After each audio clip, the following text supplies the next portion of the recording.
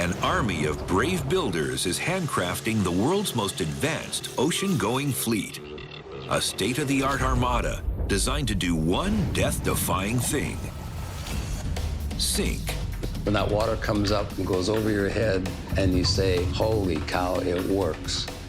Modern submarines are some of the most complex machines on Earth.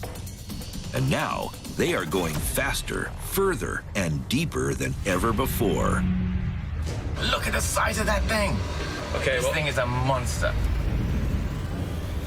Sunken treasures, mysterious creatures, and cures for deadly diseases are all hiding beneath the waves. But finding them will take the strongest armor money can buy. They say that at 6,000 feet, the molecular structure of your body changes. Basically, you get crushed. There would be a collapsing sound as the body imploded. But these deep-sea daredevils won't let a little danger get in their way. Just to be able to go into places nobody's ever seen before is well worth any risk. These explorers are putting it all on the line inside the deepest diving sea monsters.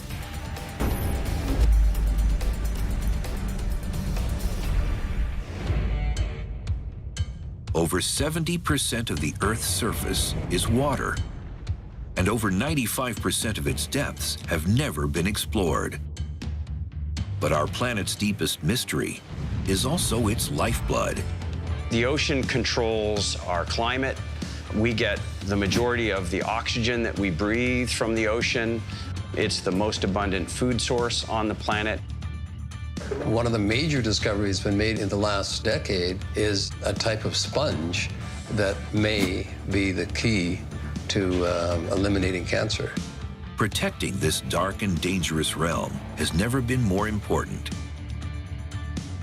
But first, we need to understand it. And that means diving in. Yeah, it's an exciting week, taking a new sub deep. Always a little bit of apprehension, always things breaking and not working quite the way you want them to. Off the coast of the Bahamas, a crew from the deepwater exploration company, Ocean X, just got the keys to a custom-built sub designed to carry scientists, filmmakers, and loads of high-tech gear into places few have ever been. So the Ocean X goal is to bring ocean science back to the world so that everybody can see what's going on. Buck Taylor is a veteran sub pilot with over 20 years in the game. Since 2011, he's led the Ocean X team to some of the most remote corners of the globe. And Buck's skills are about to be put to the test as he takes the newest Ocean X sub, Neptune, on its first ever dive down to maximum depth, 3,280 feet beneath the waves. But even with the best pilot, a bad sub design could quickly become a multi-million-dollar disaster. So Ocean X called in the big guns for this mega build. Florida-based Triton Submarines. Everything that we build here at Triton is fully accredited. That means it goes through a certification process by an independent third party that looks at our design, that looks at our engineering and our calculations, and that's with us every step of the way as we build and create a submersible. Triton is the world's top builder of civilian submarines. They boast a perfect safety record to date because they know to never underestimate the power of the deep ocean. If you go down there with a hull that isn't built to withhold that pressure and it implodes, you know, you're done. Before any Triton sub hits the open sea, its individual pieces are tested at this deep ocean simulator lab in Texas. So this thing has an inside diameter of about 70 inches, and then the thickness of the sphere is actually 6.5 inches thick. It weighs about 2 tons. This clear acrylic sphere is the sub's single most important component. It's called the pressure hull. And its thick wall is all that stands between the sub's human crew and the crushing ocean depths outside. This is the piece that keeps everybody alive. Kelvin McGee is Triton's go-to guy for every new design. It's his job to oversee the entire build and bring this latest sub to life. But today, he'll use this massive pressure chamber to try and destroy it. We want to know that it's going to work 100%. So that's why we do these tests, to make sure that it's solid. Standing at sea level, we all have 1 atmospheric pressure pushing down on us. But since water is so much heavier than air, if you dive just 33 feet down, that pressure doubles. At 3,280 feet, the pressure is a skull-crushing 100 times greater than at the surface. To give you an idea of how much pressure, it would equate to 35 male African elephants stood on top of it. So the forces are huge.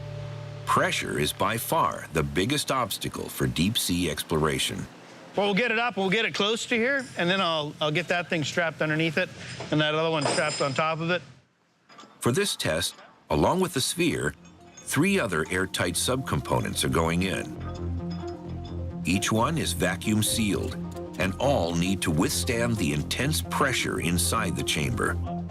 Now, because that sphere is very buoyant, it wants to float up, we hang about 8 tons of weight underneath it, so that'll hold it down. We don't want it to pop to the top of the pressure chamber. We want it to stay in the middle. So we lift it up, drop it into the test chamber. Fill it up full of water until we get the sphere to float.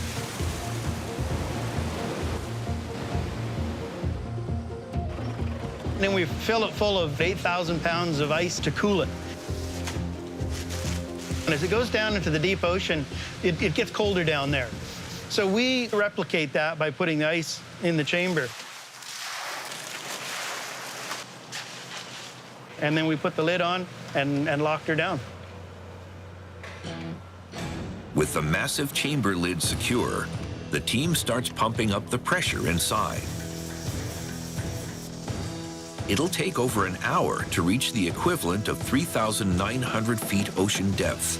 What we don't want to see is sudden spikes down there. If we saw a sudden spike of any sort, we would know that something's let go, there's a pressure change in there, and we'd have to stop the test, open it up, and find out what went on.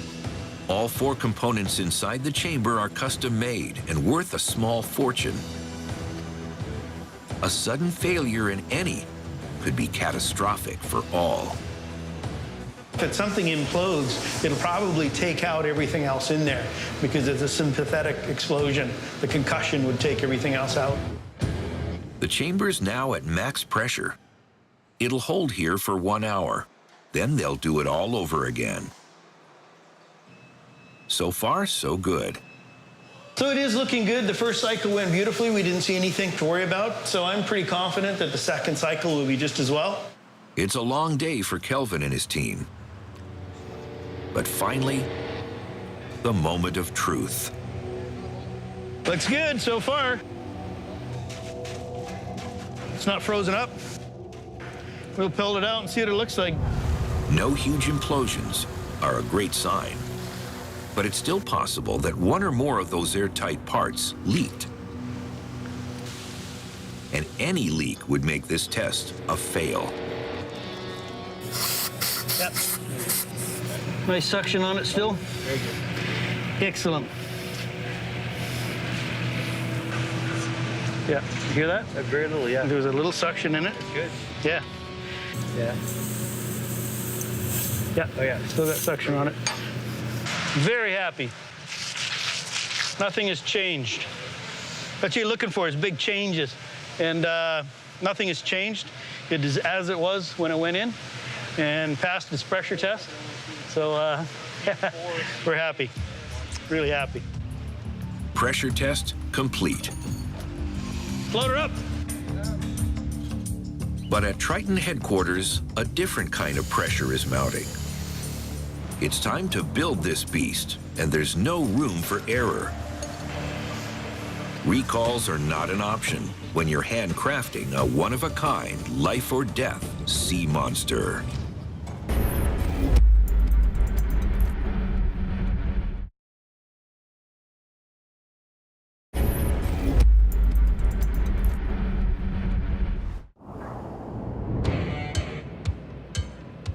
Ocean X is making way for a new breed of deep-sea explorer. Scientists and filmmakers shining a spotlight into a dangerous realm where few have ever been. To do that, they'll need a high-tech submarine. And there's only a few places on Earth to get your hands on one of those. You know, what we do here at Triton is the very definition of boutique manufacturing. These are hand-built subs. They're built to very exacting specifications. Triton Submarines in the small town of Sebastian, Florida, has spent 18 months designing, fabricating, and testing all of the individual parts for the latest Ocean X machine, Neptune, by hand. That sub has 14,000 parts in it. That's a lot of parts. Now, in just 2 weeks, this sub needs to be ready to dive. It always comes down to the last minute. We basically have all the pieces manufactured. They're all together, and now it's just an assembly process. And there's a deadline on it, so the pressure can be on at times to make it all happen. Neptune is a Triton 3K3, a 3-person submersible that can dive to 3,280 feet. And this $5 million vessel has been customized specifically for Ocean X. This one here, we've designed a lot more for science. So the electrical system is actually almost a completely different electrical system than on our normal submersibles. This sub is 100% battery powered, and wiring it is a massive challenge. Seawater and complex electronics don't mix. So any wiring outside the pressure hull needs to be tough. This part is on the outside. If this was to be severed, we don't want the water traveling up inside and into the spheres. Running wires through the thick hull wall needs to be done carefully and with precision. So this is a bulkhead system. You can see that it's all epoxied up in here. They've got barrels and pieces that have been pressure tested to make sure that this won't crush under the pressure. All right, turn her slow. Okay, we're there. There? Yep. As we put these penetrators in, they just have a blank end on them and wires. So what we have to do is to put connectors on here. So what they're doing is making sure that number 1 wire is going to number 1 on the outside, and number 2 is going to number 2. And they're doing continuity check between all these wires and making sure they're absolutely perfect. With the main wiring in place, the sub's now ready to take shape. Okay, let's bring it out. This big yellow piece is one of the sub's 2 main ballast tanks, or MBTs for short. Don't let it swing into the sphere, guys. Watch that sphere.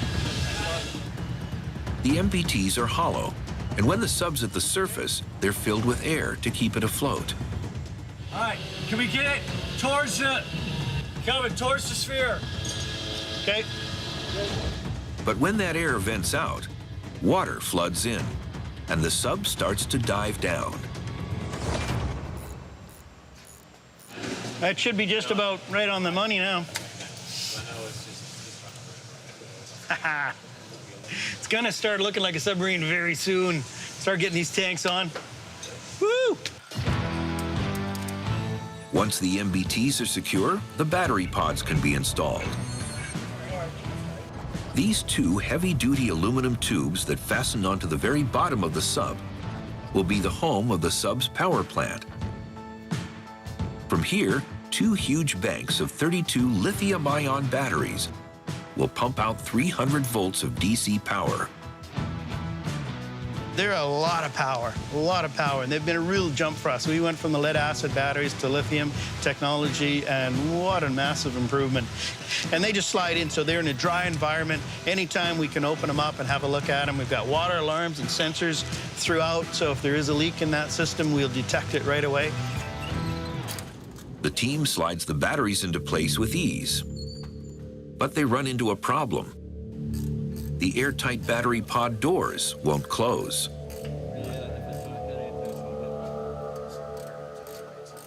During assembly, we found that this section is too tall to actually close on the battery pod. So basically, we're gonna take apart, lower these guys the lowest possible. We determine approximately an inch. We'll take care of it. We'll have hopefully the clearance to close the battery pod on the submarine.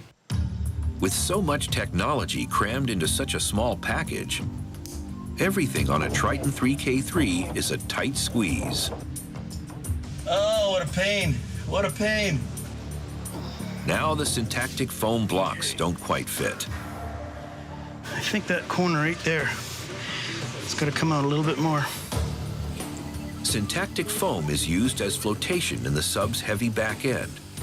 It may be lighter than water, but it's as hard as a rock. It's made of millions of hollow, microscopic glass spheres encased in a super hard resin matrix. And it's the only flotation material on Earth that can survive the pressure at full ocean depth. It's got a nice little groove in there now. So I'll give that a try and it should fit in. Finally, Kelvin jams the last piece of syntactic foam into place. Woo! Got it! And the battery pod doors are now a tight seal. We're just starting to power it up now. I see some lights coming on, so it's a big step, a big moment. This is good.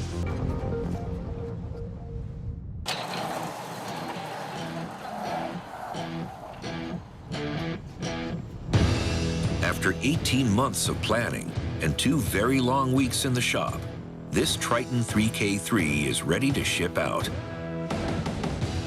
We've seen this thing on paper, we've planned it out, and now to see it in the flesh, I mean, it's amazing. Triton's work is complete. But is this brand new sub ready for its ultimate test?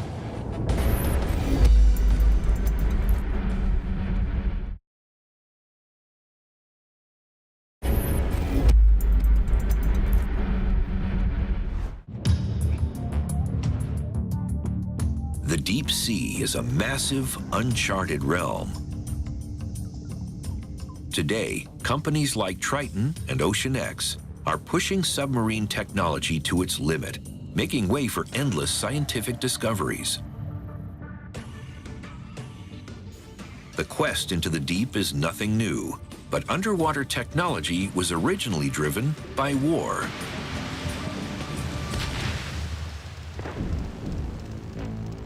In 1864, even before the car, the H.L. Hunley was the first submarine to sink an enemy warship during the Civil War. Just 40 feet long, the Hunley packed a 9-man crew inside its cramped wrought iron hull. They powered the sub by hand, using a long crankshaft fixed to a small propeller at the stern. During the 2 world wars, much larger and more powerful German U-boat submarines ruled the seas. Internal combustion engines gave them great speed and range at the surface. And primitive batteries allowed for short but covert subsea strikes that sank over 8,000 Allied ships throughout the 2 wars combined.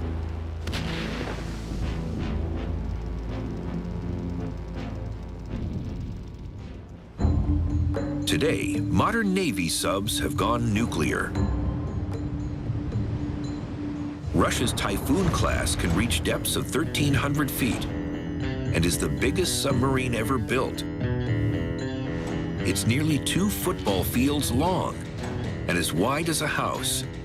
Thanks to 2 onboard reactors, it can hit underwater speeds of 31 miles per hour, stay submerged for over 120 days, and has virtually limitless power and range.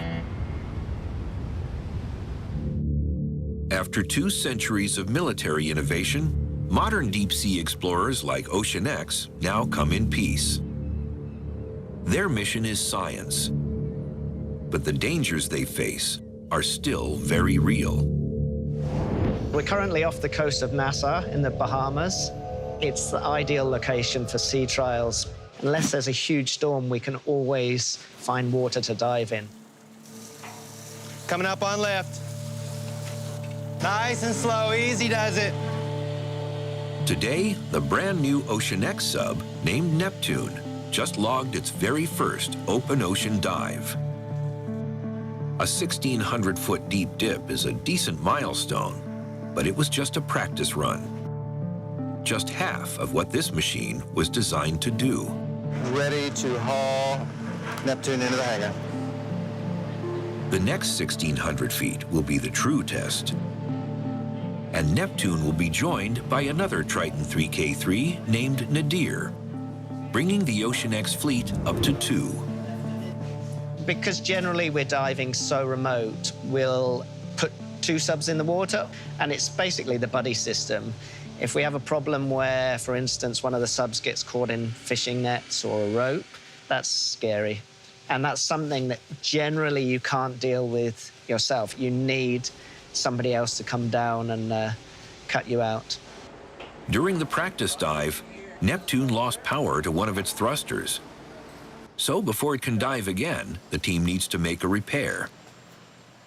Basically what's happened is we've had a tiny little nick in the cable. When you're putting them down 1,000 meters, high pressure, this salt water's desperate to get in there, and unfortunately it's flooded the wireways and caused us a ground fault. So the good thing is it's easy to fix. We found it, and we can fix it and move on. Every repair, no matter the size, is a reminder of how quickly things can go wrong underwater. It's critical every Ocean X mission is carried out with military precision.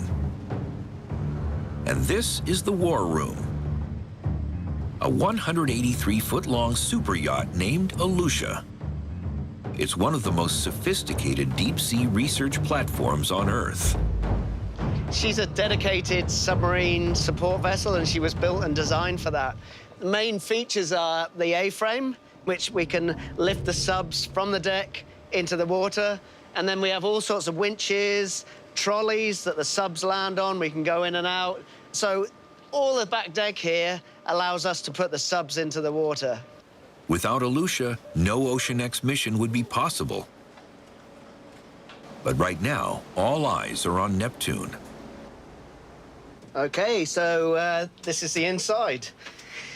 As you can see here, lots of breakers on the electronics panel, lots of safety, and then all our gas panels here. Air, oxygen. You know, it's very compact. I can stretch my hands out and I touch either side here. Okay, basic operation of the sub. I open these vents, and that allows us to sink underwater, and we aim to go neutral, so the sub weighs nothing in water. It just floats, and then all my controls are here. Joystick, I can go ahead, astern, sideways, turn left or right, and the thumbstick here, which gives me thrusters for going up and down. This is what we call a master arm, and that controls our T4 manipulator outside. You know, I can pick up very fragile samples or pick up big lumps of rock. There's not much this mega machine can't do, even in the worst-case scenario. In emergency, we can stay in here for 96 hours. We have oxygen, carbon dioxide scrubbers, food, water, waste disposal for 3 people for 4 days. Well, the unlikely event of having a fire in here, we have a built-in breathing system. Obviously, you're in a pretty bad situation if you need to use one of these. Other emergency features. Down here between my legs, we have a hydraulic pump. With this, I can drop an emergency ascent weight. And in the absolute worst-case scenario, I can drop a battery pod or 2 battery pods, and that gives us lots of lift to bring the sub safely back to the surface. Neptune sounds ready for anything, but this sub is about to be pushed to its limit. Okay, tally-ho, off we go.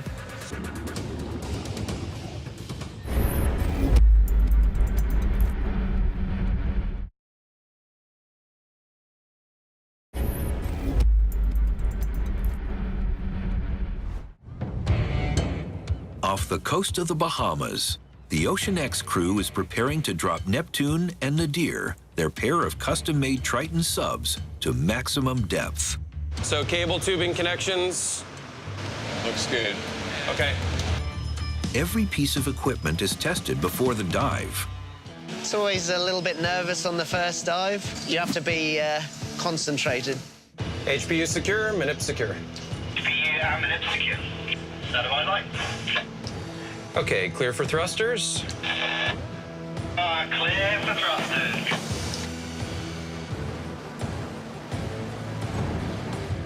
All stations, SO, lifting Nadir. Bridge, SO, Nadir off deck. Nadir off deck, all copy. Launching and recovery of the subs is a real ballet, and the surface officer is conducting the whole thing. You've got the A-frame operators lifting the sub out of the cradle into the water. You have the deck team, you have the boats team, you have the swimmer jumping in the water, taking lines off, and surface officers coordinating everything, making sure everything's perfectly timed and safe. Nadir was first in the water. Yes, let's bring the sub out and rig it. Now it's Neptune's turn. We call it a double bubble, so that's when we launch one sub, roll the other sub out, and launch it straight away. All stations, lifting Neptune. Okay, gentlemen, 3, 2, 1, and lift off. Neptune off deck.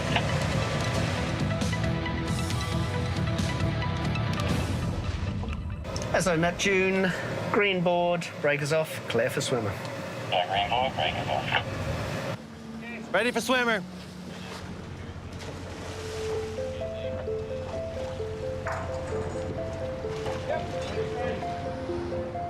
Finally, the tethers to the surface are unclipped, and this brand new sub is set free. Okay, guys, happy? Yes. Here we go. The long, slow descent down to 3,280 feet now begins. It'll take over an hour, and the further down they get, the more challenging it becomes for Buck and the crew. Gradually, as we get deeper and deeper, we start to lose the natural sunlight and it gets dark. You know, dropping through the water column, sometimes you can't actually feel the movement. It's not until you switch the lights on and you can see the sediment going past, you realize how quickly you are falling. Control, Neptune, depth 500 meters, descending, over. In mission control on board the super yacht Alusha, the Ocean X Communications, or comms team, tracks the movement of both subs. We have a sensor on the bottom of the ship, and each submersible has a beacon on it. We have a relative position of the subs to the ship. So here is Nadir and Neptune. We're able to provide a GPS position to the submersibles. Buck's only link to the surface is an underwater telephone. It may look like a radio, but radio waves don't travel well through water. So these devices use acoustics instead. Sound waves are pressure waves, which spread by bumping particles into one another. Since particles in liquids are packed tightly together, sound travels even faster and further in water than it does in air.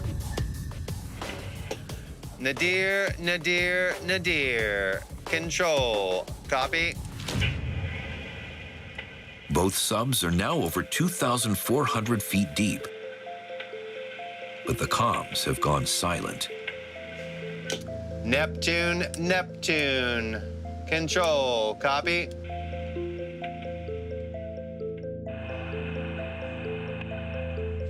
If half an hour passes with no reply, these emergency comms will get dropped into the water. Nadir, Nadir, Nadir. Control. Copy. If the emergency comms doesn't help, the team will initiate a sub miss, a search for a missing sub. After that is a sub sunk, which means the sub is down and in deep, deep trouble. Thankfully, Control, Neptune. neither are the case today. Neptune, Neptune. This is Control. Copy.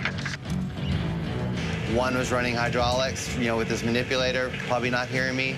The other sub is making haste down slope, running his thrusters, probably not hearing me. Sometimes there's challenges with communications, but no drama. Just speak loud and clear, and hopefully someone hears you and knows what to do. Okay. Nobody's got wet feet, have they? No, not yet. Perfect. It's a good dive. Our estimated depth from the tracking system shows he's getting pretty close.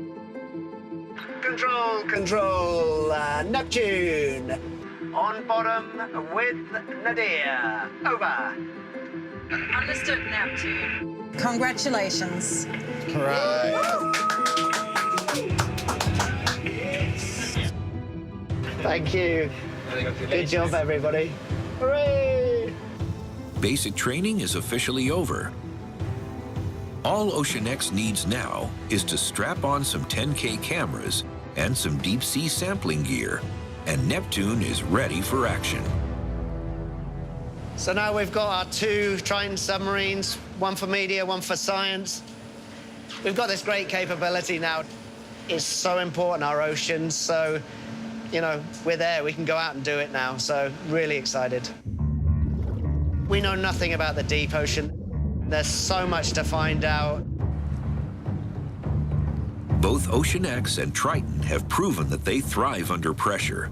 But another contender has entered the race to the deep, a visionary engineer who has plans to take humans closer to the unknown than ever before.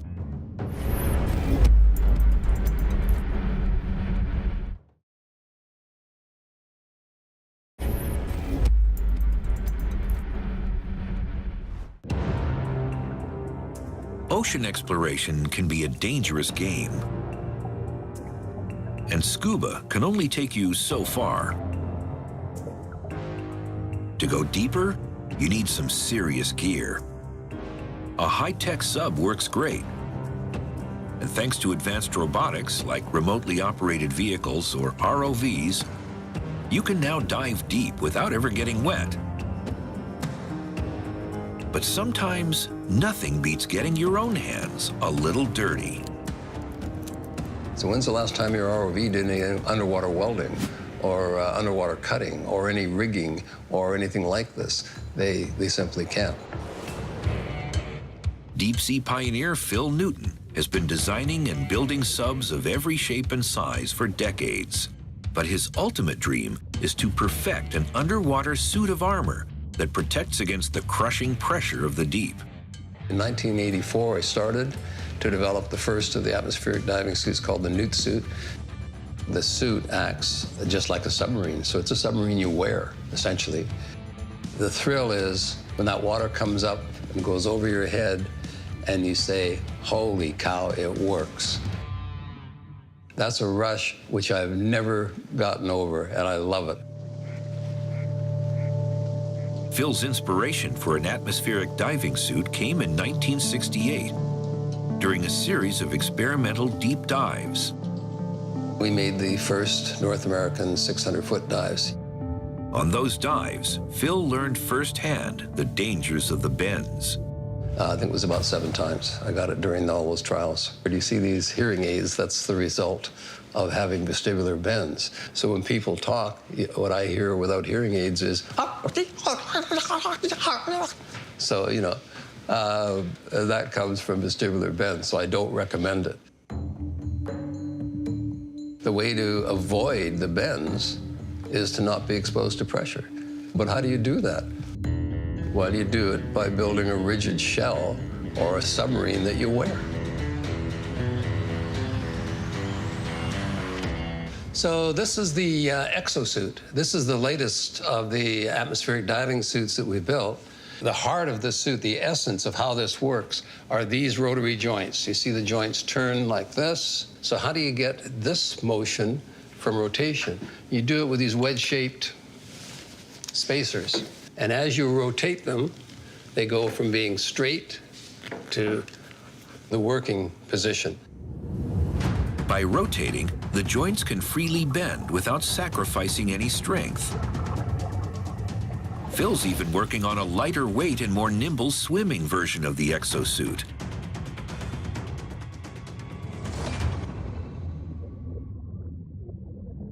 But the hardest joints to perfect are the tiny ones in our hands.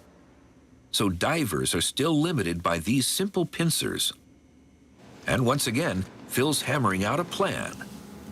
And so we call this the prehensor. So we could pick up a grain of rice. We could do the smallest motions here. So when we finish, we will have a hand that has 5 fingers, and it's going to be controlled electronically. So you put your hand into a glove, and as you move your hand inside the hand pod, the outside will move exactly the way you move on the inside. So this is quite a thing. And it's been a labor of love, I can assure you. It's difficult to build this. The exosuit is a revolutionary piece of deep-sea tech. But its max depth rating is only 1,000 feet, not even close to Triton's 3,280 feet. And there's still plenty of ocean below that left to explore. We're on our way to the very bottom of the sea, diving to the deepest and darkest point on the planet in a sub unlike anything you've ever seen.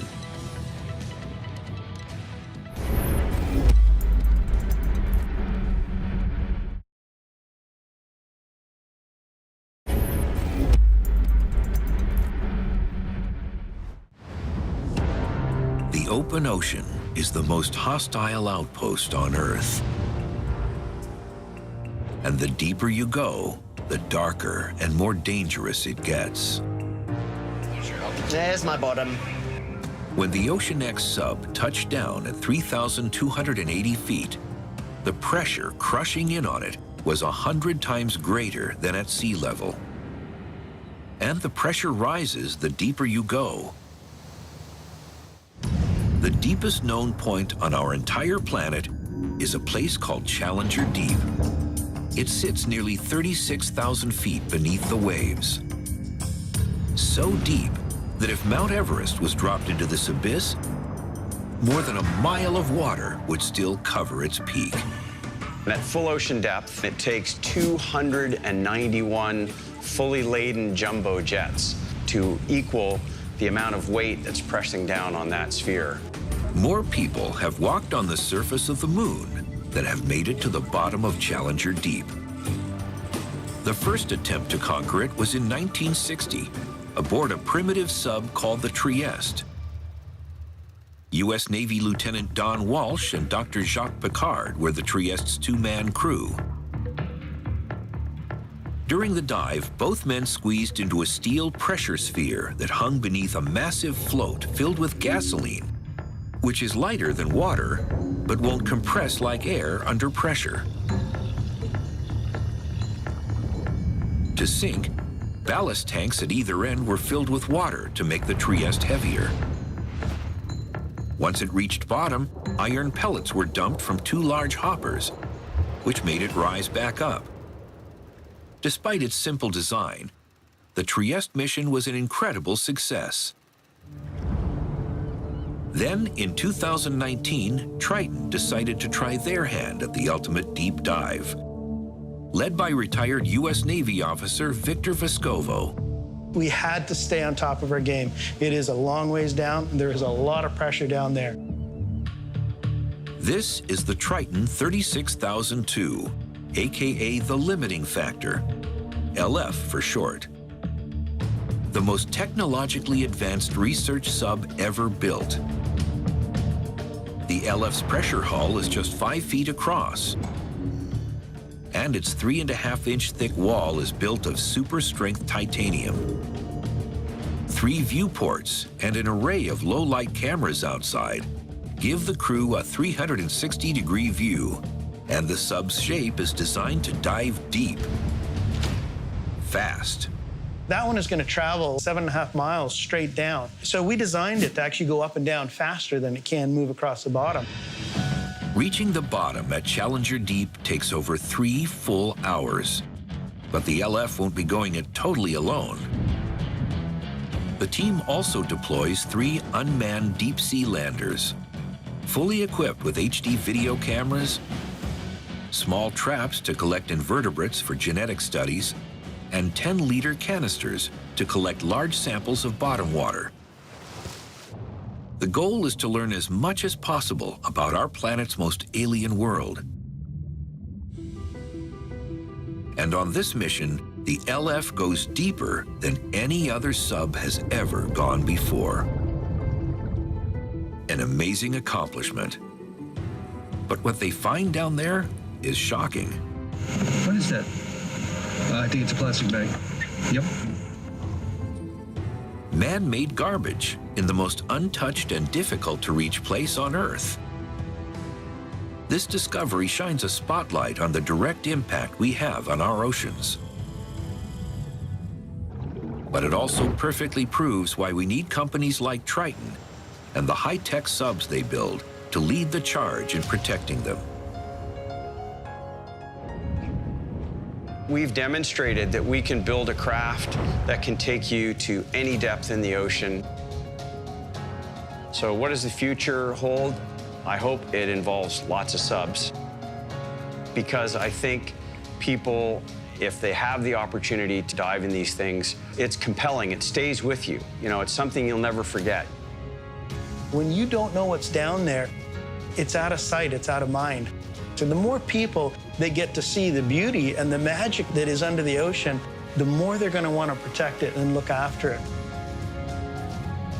While many look to space for the answers to tomorrow's problems, it's clear that we can learn just as much by looking into the deep. For those brave enough to take the plunge, a world of endless scientific discoveries awaits. Look at the size of that thing. It's huge. Okay, this thing is a monster.